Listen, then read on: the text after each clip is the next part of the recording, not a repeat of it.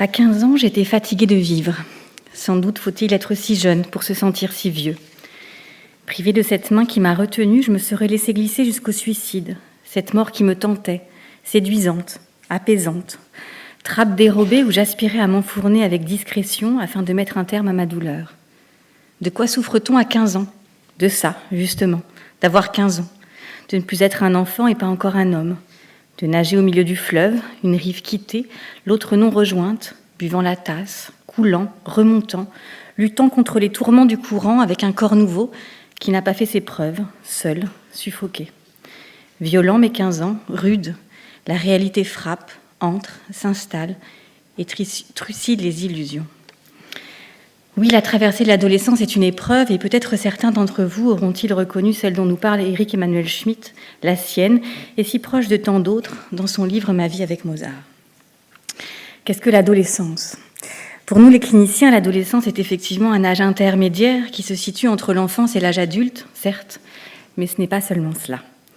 L'adolescence est avant tout une mise au travail originale qui est exigée par les transformations somatiques et psychiques qui vont de pair avec l'émergence de la puberté, ce qui fait que l'on ne peut pas penser l'adolescence sans cette métamorphose inédite du corps qui est là, au premier plan. Cette métamorphose va nécessiter une énergie extraordinaire pour accompagner psychiquement ces changements du corps et l'excitation pulsionnelle qui va avec. Et c'est ce travail auquel doit faire face l'adolescent. Ce sont des transformations qui engagent non seulement le corps, mais aussi la vie psychique, les fantasmes, les rêveries, et qui nécessitent d'essayer de lui donner du sens. Parce que sinon, en tant que telle, l'expérience pubertaire est insensée. Elle est trop violente, elle déborde de tous côtés, d'excitation, d'inhibition, et aussi elle déborde par ces peurs que peuvent vivre des adolescents, d'être emportés par ces tempêtes internes qu'ils n'arrivent pas à contrôler, tant dans leur corps que dans leurs pensées. C'est Catherine Matta, dans son ouvrage « Les blessures de l'adolescence », qui nous dit que, sans doute, l'éclosion de la puberté, marquée par la réviviscence du fantasme incestueux et meurtrier à l'aube de la conquête d'une sexualité génitale, s'illustre-t-elle, plus que nulle autre période de la vie, par de fortes tempêtes internes. De ces tourmentes intérieures, marquées par des vécus d'inquiétante étrangeté, naissent quelques tensions et afflictions. L'adolescent se trouve soumis à des turbulences internes et corporelles qui échappent à sa maîtrise, mais qui mobilisent la recherche d'expériences, de confrontation aux interdits, par la recherche de plaisirs transgressifs et de limites qui cherchent sans cesse à être repoussées. Il semble d'ailleurs qu'un certain nombre des pathologies rencontrées à l'adolescence peuvent être liées à cette volonté de contrôler l'expérience pubertaire et ainsi de ne plus être agi dans la passivité par celle-ci. C'est Philippe Jamet qui nous dit que les adolescents sont portés à l'agir pour lutter contre ce sentiment d'être agi. Et puis c'est un peu comme si l'appareil psychique de l'adolescent était peu armé pour supporter, tolérer, contenir et encore moins élaborer toutes ces tensions psychiques, avec une tendance à les décharger sur son corps, dans l'agir et sur les autres. Beaucoup d'adolescents vivent leur corps pubère comme un corps externe, un peu comme un corps étranger qui les menace et qu'il faut attaquer. François Marty nous dit d'ailleurs que de nombreux passages à l'acte constituent des protections face à la menace interne, réelle ou imaginée. Pour se protéger d'une menace qu'il n'arrive pas à endiguer, l'adolescent va alors projeter sur les objets externes cette réalité du monde interne qui l'encombre. C'est la paranoïa ordinaire de l'adolescent, nous dirait Daniel Marcelli, ou pour le dire autrement, le fameux « pourquoi tu me regardes comme ça ?» Lorsqu'il s'en prend à ces objets extérieurs, ses parents, les autres, ce n'est pas pour détruire l'autre, mais c'est le plus souvent dans un mouvement de protection de son propre narcissisme qui est grandement fragilisé. Parce qu'en effet, l'éclosion pubertaire a pour conséquence une extrême fragilité narcissique, avec par exemple la perte de ses repères habituels, la perte de ce qui lui était familier, et c'est en ce sens un travail de deuil qu'il se trouve mobilisé. La projection de leur espace interne sur leur espace externe se traduit par du désordre, beaucoup de désordre, il n'a qu'à regarder leur chambre. À la transformation de son corps, auquel il ne peut ni différer ni se soustraire, à part peut-être chez l'anorexique qui fait tout pour retrouver son corps prépubère, s'articule la découverte de la sexualité et de la complémentarité des sexes, ce qui conduit à un réagencement des relations avec le monde. Le complexe du homard, c'est ainsi que Françoise Dolto nommait la crise d'adolescence. Le homard, lors de sa mue, change de carapace. et se retrouve quelque temps sans ses défenses habituelles. Une métaphore expliquée dans un ouvrage intitulé « Paroles pour adolescents » ou le complexe du homard, dont la particularité est d'être destiné aux adolescents eux-mêmes. Voici ce que l'on peut y lire. Les homards, quand ils changent de carapace, perdent d'abord l'ancienne et restent sans défense, le temps d'en fabriquer une nouvelle. Pendant ce temps-là, ils sont très en danger. Pour les adolescents, c'est un peu la même chose. Et fabriquer une nouvelle carapace coûte tant de larmes et tant de sueur que c'est un peu comme si on la suintait. Dans les parages d'un homard sans protection, il y a presque toujours un congre qui guette, prêt à le dévorer. L'adolescence, c'est le drame du homard. Notre congre à nous, c'est tout ce qui nous menace, à l'intérieur de soi et à l'extérieur, et à quoi bien souvent on ne pense pas. Dans cet entre-deux spécifique qui bouleverse les repères jusqu'alors constitués de l'enfance, une nouvelle identité est mise à jour que l'adolescent va devoir s'approprier pour maintenir une certaine continuité d'existence. Pour le dire autrement, son travail est alors de changer tout en restant le même.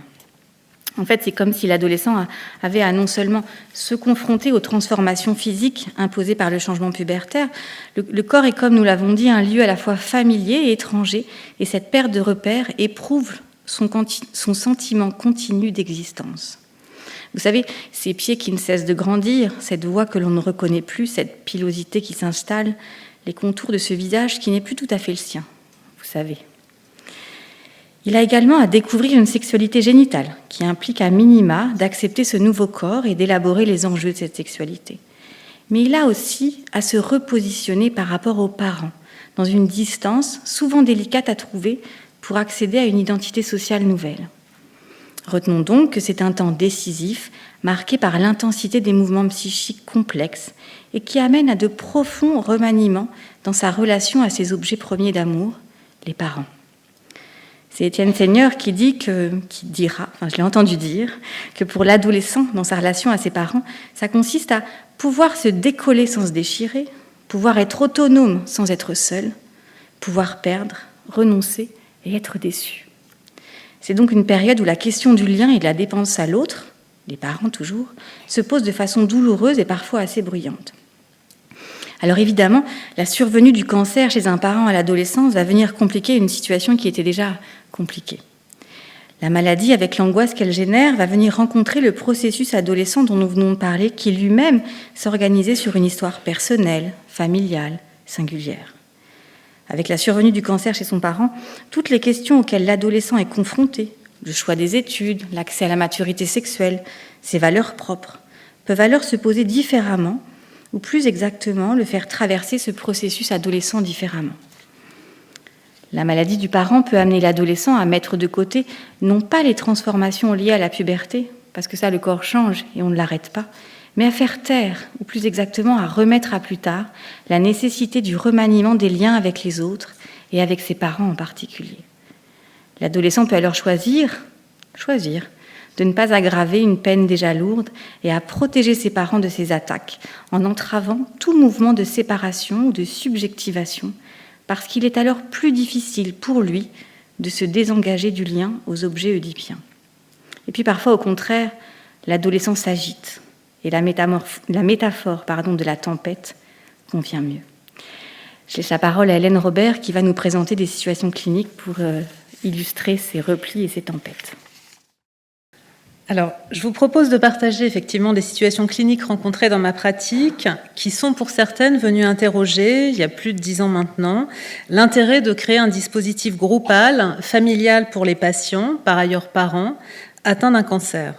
Alors, c'est dans le cadre d'un poste que j'occupais à la Ligue contre le cancer que j'ai été amenée à recevoir principalement des femmes atteintes de cancer du sein qui, bien entendu, se préoccupaient des effets de leur maladie sur leurs enfants et surtout de la manière de leur en parler, et qui pouvaient être dans des mouvements très projectifs à leur égard, du type « je pense pas que mon fils supportera l'annonce de mon cancer, il vaut mieux attendre avant de lui en parler » ou « je ne voudrais pas gâcher son enfance en lui parlant de cancer, il est trop petit », etc.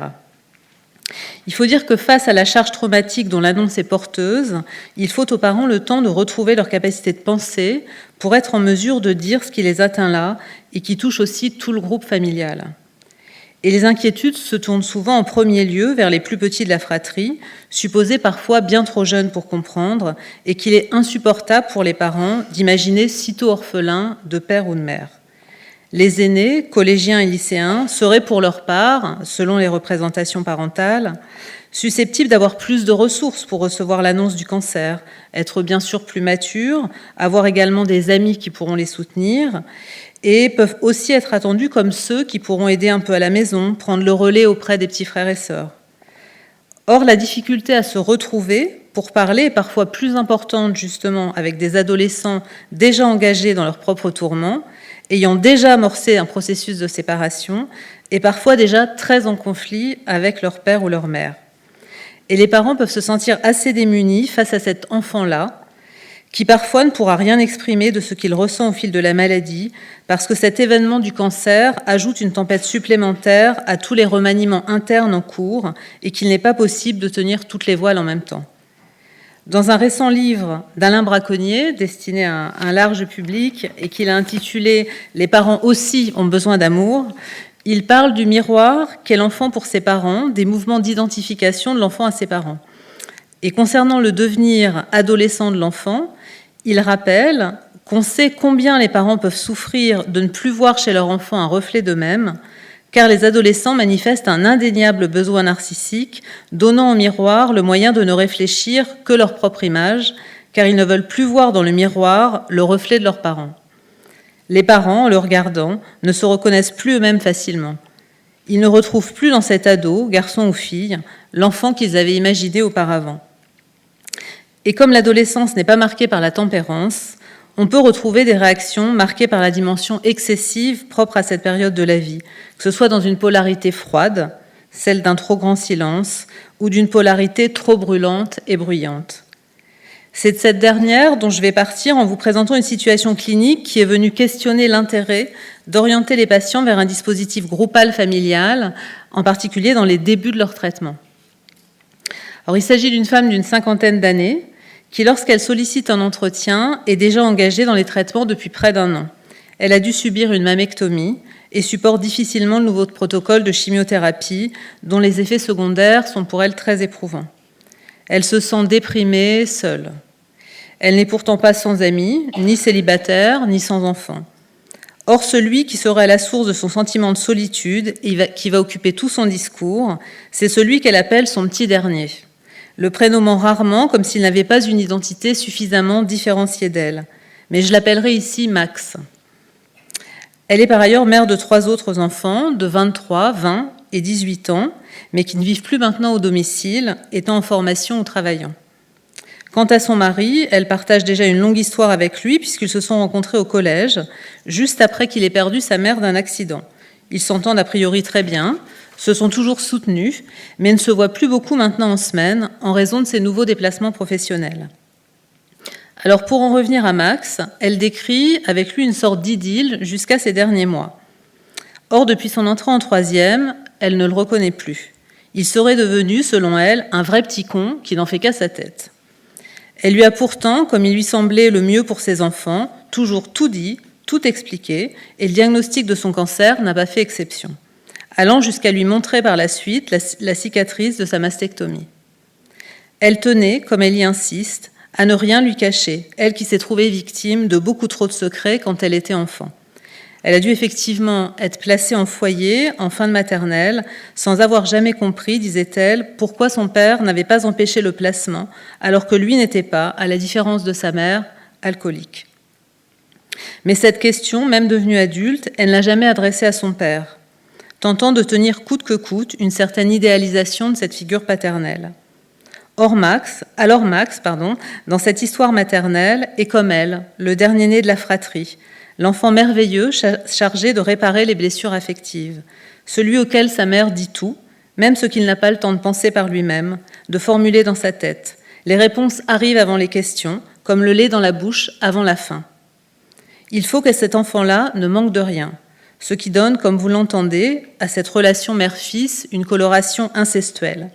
Alors pour les non-psy, entre guillemets, l'incestuel ou l'incestualité, c'est un concept défini par Paul-Claude Racamier, qui était psychiatre et psychanalyste, et qui renvoie à, je le cite, une relation extrêmement étroite, indissoluble, entre deux personnes que pourrait unir un inceste et qui cependant ne l'accomplissent pas, mais qui s'en donnent l'équivalent sous une forme apparemment banale et bénigne. Et Max a pu se prendre pour le petit homme de maman, celui qui la ravissait dans les deux sens du terme, lui rendait toujours service, faisait toujours mieux que ses aînés, même s'il ne supportait pas trop d'être frustré tout de même. Mais là, la figure de l'ange a muté en démon, et elle se sent très en colère contre lui. Elle lui en veut beaucoup de se dérober au moment où elle aurait le plus besoin de lui. Elle qui s'est toujours dévouée pour lui, il la laisse tomber, il l'abandonne. Il n'en a tout simplement plus rien à foutre.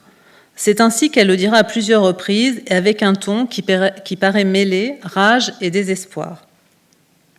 Du père de Max, finalement, elle parle très peu, ne se plaint pas de ses déplacements professionnels, comme si le seul soutien qu'elle attendait revenait au petit dernier.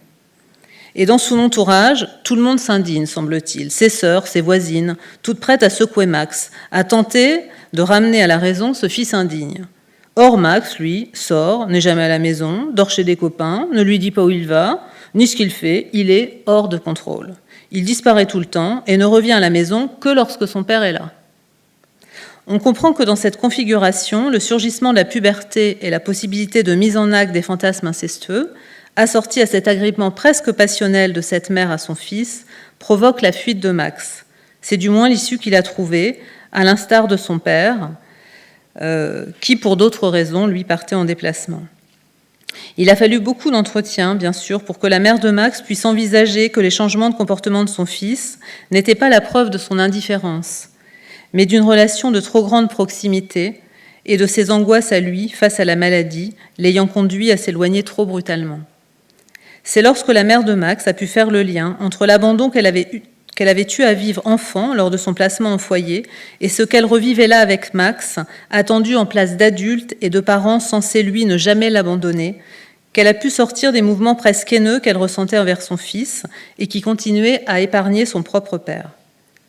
Il a fallu aussi qu'elle ne cherche plus à régler seule ses conflits avec son fils, mais qu'elle supporte de faire appel à un tiers, car finalement, elle ne racontait rien à son mari de ce qui se passait réellement avec leur fils, entretenant avec Max, finalement, des secrets en complicité.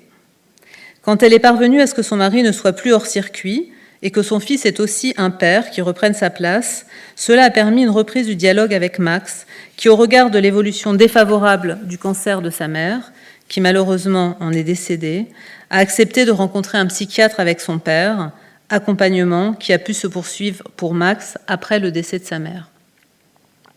Alors, j'ai choisi cette situation clinique car elle m'a semblé révéler, alors en tout premier lieu, les limites ici d'un accompagnement de type psychothérapique, s'il n'existe pas par ailleurs un accompagnement du groupe familial.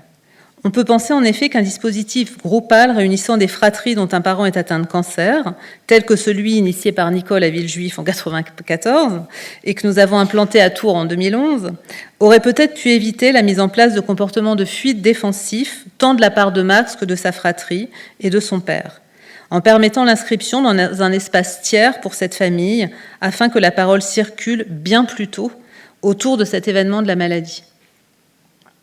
D'autre part, cette situation clinique a aussi pu mettre à jour ce que peut générer la fragilisation au sein d'un couple de l'un des partenaires.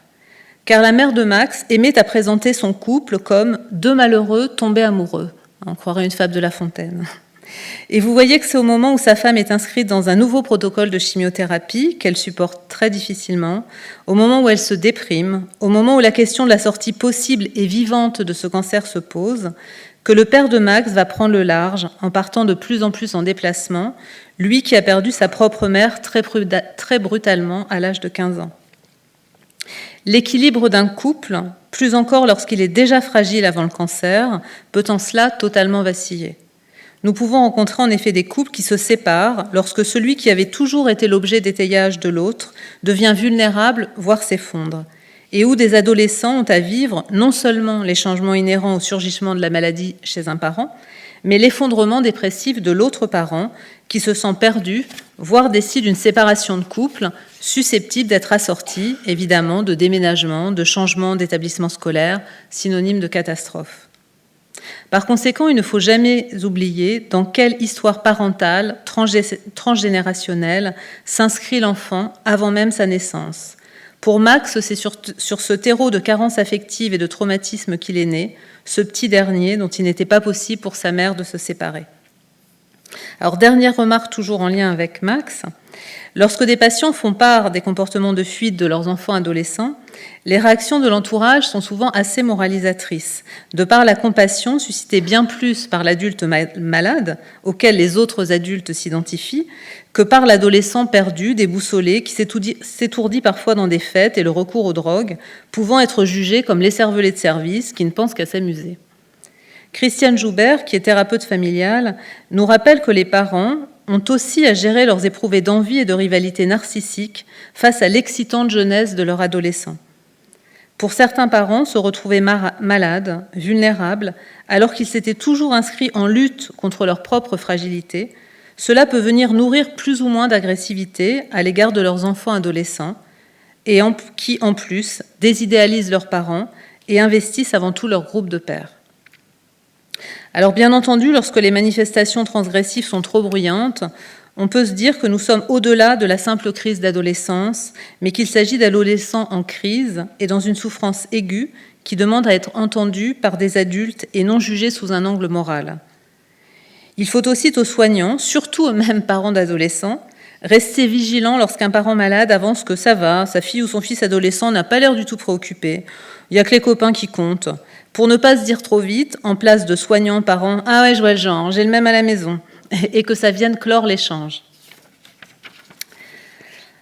Alors, après la tempête, passons au silence.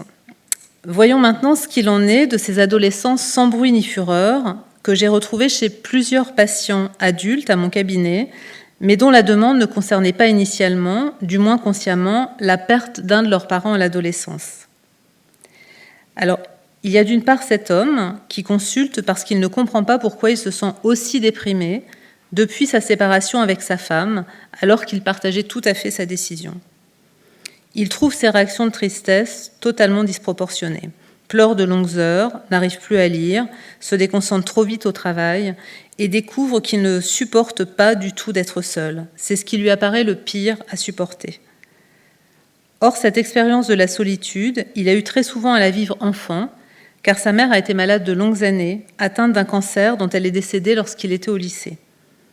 Mais bon, comme il le rationalise, c'est arrivé à bien d'autres que lui. Et certains, en temps de guerre, permettent toute leur famille.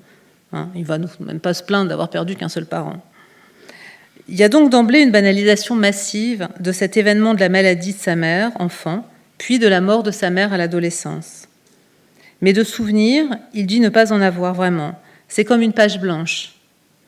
Il se souvient juste qu'il n'était jamais parlé à la maison de la maladie de sa mère, que cette mère était une femme qu'il qualifie de forte, qui ne se plaignait jamais, travaillait beaucoup, qu'il était un enfant dont on n'avait pas le temps de s'occuper, mais qui jouait seul et pouvait se faire oublier.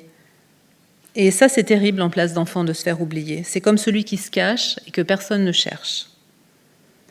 Il dit aussi qu'il est allé avec ses frères et sœurs aux obsèques de sa mère, mais qu'ils n'en ont plus jamais reparlé. Et il parle de tout cela sans émotion, de manière factuelle, presque avec légèreté. Et alors, de fil en aiguille, ce passé sous silence va peu à peu pouvoir se retisser. Et cette énigme de ce chagrin qu'il juge démesuré va prendre sens. Celui d'une mère morte trop tôt, qu'il n'avait pu pleurer, et d'une épouse qui, en relais de cette mère perdue, avait été le premier amour au lycée, celle qui incarnait aussi la vitalité et la force maternelle, et qui ne le laisserait plus jamais seul. Alors, il ne s'agit pas d'entrer dans les détails de la psychothérapie de ce patient, mais de mettre en évidence que le déni de la souffrance psychique chez les parents et le silence, le poids du silence dont parle Nicole, peut entraîner chez les enfants, ce que cela peut entraîner chez les enfants et dans leur devenir adultes à leur tour. Et puis, il y a tous ces patients et patientes adultes qui décrivent bien, sans avoir nécessairement eu à enfouir leurs souvenirs, une traversée d'adolescence sans remous, lisse, afin de ne surtout pas mettre davantage à mal un parent ou un couple parental trop fragilisé. Car pour s'autoriser à attaquer un parent, faut-il le sentir en mesure de résister aux attaques ? Dites-vous en cela que des parents qui vous disent avoir des adolescents super, vraiment adorables, irréprochables, eh bien, il y a quelque chose de louche là-dessous. Je pense à une patiente qui, face au mouvement d'humeur, et surtout de très mauvaise humeur de sa fille, adolescente évidemment, mesurait qu'elle avait été, elle, le soutien de sa mère tout au long du cancer de son père, et après son décès, et encore aujourd'hui, sans jamais avoir fait de vagues, comme elle disait. Il fallait qu'elle tienne bon pour tous, car sa mère l'appelait toujours au secours.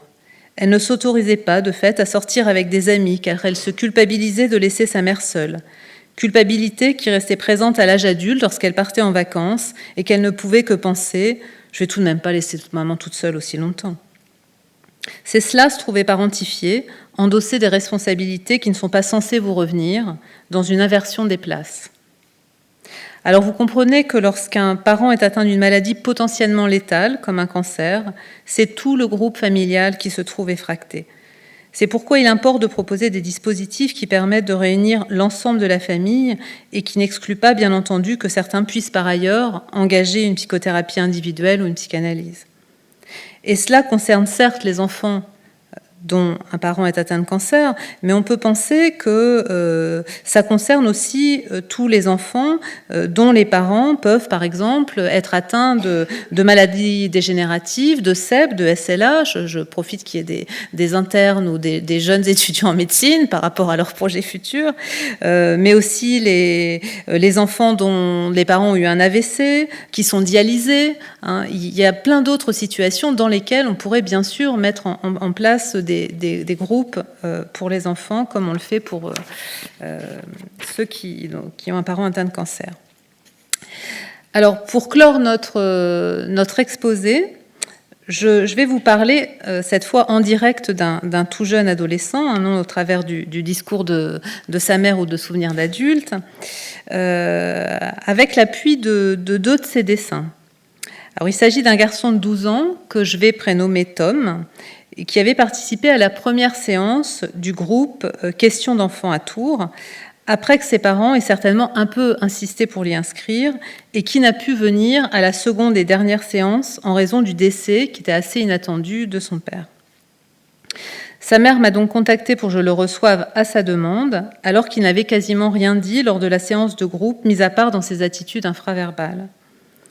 C'est un garçon qui a la chance d'être né dans une famille où la parole semble circuler et où son espace intime est respecté, à la différence de ce qui pouvait se passer pour Max. Ses parents s'inquiétaient beaucoup pour lui depuis l'annonce de la maladie, avant tout parce qu'il exprimait très peu ses émotions et ne voulait pas parler du cancer de son père. Il lui avait proposé très vite de consulter un psychologue, mais il avait toujours refusé, sauf dans le cadre du dispositif de groupe. Alors, je vous précise qu'avant toute première séance de groupe, nous contactons toujours les familles par téléphone afin de nous assurer que les enfants ont bien été informés du cancer de leurs parents, que ça ne risque surtout pas d'être un groupe d'annonces, parce que là, ce serait quand même assez traumatique. Et nous laissons notre interlocuteur nous transmettre ce qui lui semble important au sujet de ses enfants et de sa famille. Donc, lorsque je retrouve Tom accompagné de sa mère, je sais déjà que c'est un excellent élève, qu'il est très sportif, qu'il adore lire, qu'il dessine beaucoup, qu'il joue aussi aux jeux vidéo, qu'il a pas mal d'amis, qu'il s'entend très bien avec ses cousines, que c'est un garçon plutôt agréable, a priori presque un peu trop. Il est question dans cet entretien mère-fils de la fin de vie du père de Tom, de ce qui a pu s'échanger entre eux, de la façon dont les obsèques se préparent, la mère estimant que la séance de groupe a permis à Tom de s'ouvrir davantage et d'être beaucoup moins tendu physiquement. Et c'est souvent ce que les parents, d'ailleurs, nous renvoient à l'issue de la deuxième séance de groupe, dans cette observation comme ça d'une détente corporelle chez leur enfant. Alors, lorsque je le reçois sans sa mère, ensuite, il essaie d'esquisser des sourires, mais il est écrasé par le chagrin. Je lui propose de dessiner, ce dont il se saisit immédiatement. Alors, le dessin, comme le disait Françoise Dolto, c'est l'instantané de l'état affectif du patient ou encore un autoportrait inconscient. Alors, je veux bien que vous puissiez projeter le premier dessin.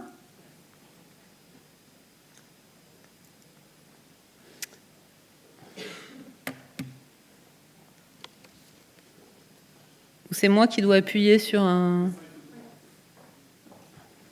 Ici, je ne vais pas faire de... Ah oui, d'accord. Je prends pas le bon outil, ça pas Pas de souci.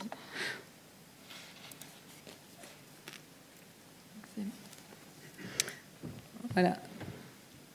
Donc, il va dessiner très précautionneusement. C'est un garçon qui est beaucoup dans le contrôle, tant dans son expression motrice qu'affective. Et vous voyez que ce qu'il projette sur la page blanche, c'est un homme quand même assez effrayant, avec ce regard blanc, qui exhibe ses biceps gonflés, qui a des cicatrices, là, des marques sur les bras, la tête, et puis qui a cet objet en travers ce qu'il avait dessiné comme les abdominaux, mais qui est retenu par rien. On ne sait pas si c'est à l'intérieur du corps ou à l'extérieur du corps. Et puis en revanche, le haut du corps est nu, mais le bas est habillé. Alors je lui demande de me parler de son dessin. Il me répond qu'il a dessiné Venom. Alors peut-être que certains connaissent ici le Venom issu des comics Marvel américains. Et donc Venom, c'est... Alors j'ai peur que je fasse d'ânerie avec le... Non, ça marche pas. Voilà. Donc, venom, ça veut dire venin quand même en anglais. Et donc, il m'explique que c'est un symbiote extraterrestre, comme un alien, qui a pris possession du corps d'un journaliste qui s'appelle Eddie et qui est l'ennemi de Peter Parker, qui est Spider-Man. Donc, je lui demande ce qu'il a représenté sur l'abdomen de Venom, et il m'explique que c'est donc son couteau. Et vous voyez la façon dont donc ce symbiote, cet organisme qui est alien, là, qui pénètre à l'intérieur du corps d'Eddie, le transforme complètement pour... Voilà. Donc Venom, c'est cette créature. Donc je lui dis que Venom, finalement, c'est un peu comme le cancer que son père il avait là, au côlon, en lui montrant son premier la zone, parce que c'est vrai que ça ressemble assez à un côlon, ce qu'il a dessiné là.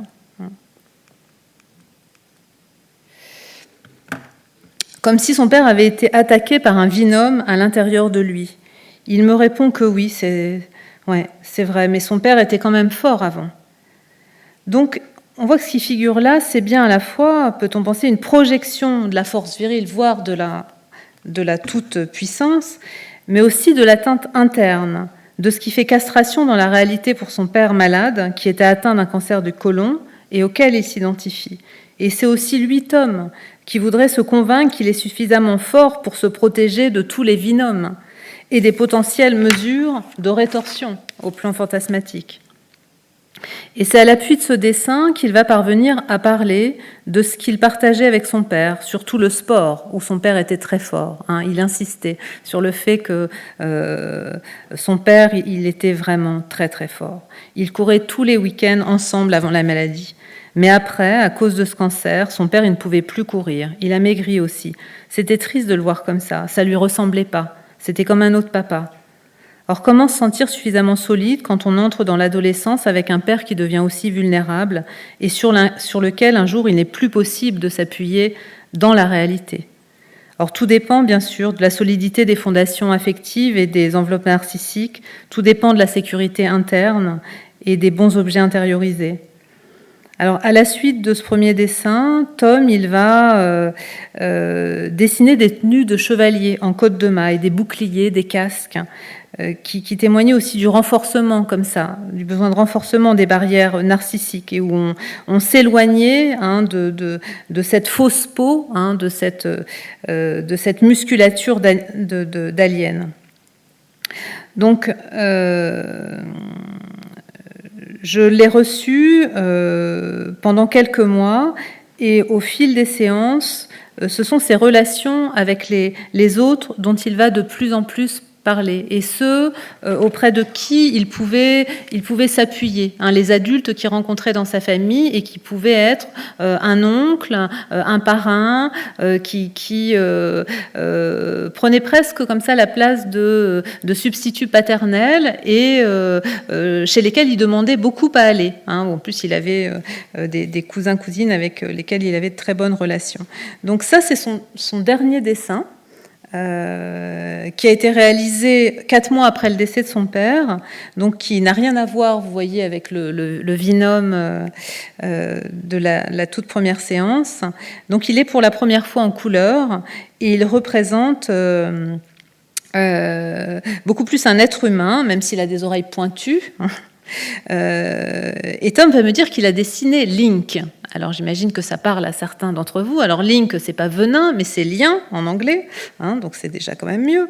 Et c'est le héros de la légende de Zelda. Hein, c'est un personnage de jeu vidéo, et je trouvais que symboliquement, dans le choix comme ça de ce personnage, c'était intéressant de revenir sur très très vite, hein, sur la petite histoire de Link, qui combat quand même Ganon, hein, qui est le prince des ténèbres, qui a emprisonné la princesse Zelda, qui doit les délivrer et qui a pour mission de réunir la Triforce. Hein, donc c'est pas rien non plus cette idée de Triforce. Hein. Donc je remarque auprès de Tom que Link ne ressemble vraiment pas à Vinum, qu'il y a une grande évolution. Il me confirme que ça n'a rien à voir, effectivement, que Link il ne fait pas peur, que c'est un héros et qu'il adore jouer à ce jeu vidéo auquel il pouvait jouer avec son père. Je lui fais remarquer qu'en plus il est en couleur. Car n'oublions pas que le choix des couleurs renvoie aussi à la tonalité affective, hein, évidemment, et on entendait bien cette charge dépressive comme ça dans ce premier dessin. Alors, Tom me répond, et je m'arrêterai là, oui, en ce moment, je me mets aux couleurs. Finalement, j'aime bien. C'est peut-être moins triste. Alors oui, la vie en couleur, c'est moins triste.